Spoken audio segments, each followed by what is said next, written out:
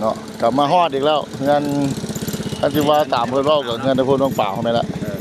มีกองหินกองทรายกองหินเพิ่นกำลังบูรณะสิเฮ็ดหัวใหม่ยะมาเข้าไปในเบิ่งข้างในเพิ่นสิได้เข้าผู้นี่เฮาเคยผ่านมาเฮาเคยขึ้นดาดฟ้าพุ่นเด้แต่เดี๋ยวนี้เฮาเพิ่นกำลัง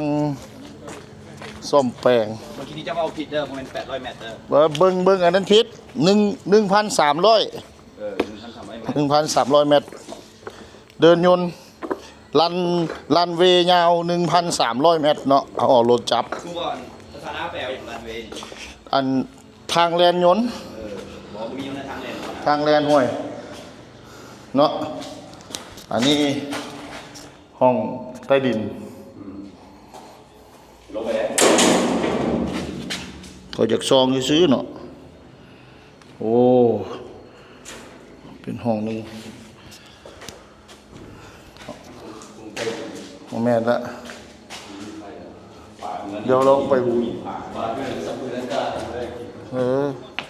โอ้หน้าผมเป็นหน้า30พุ่นหน้า30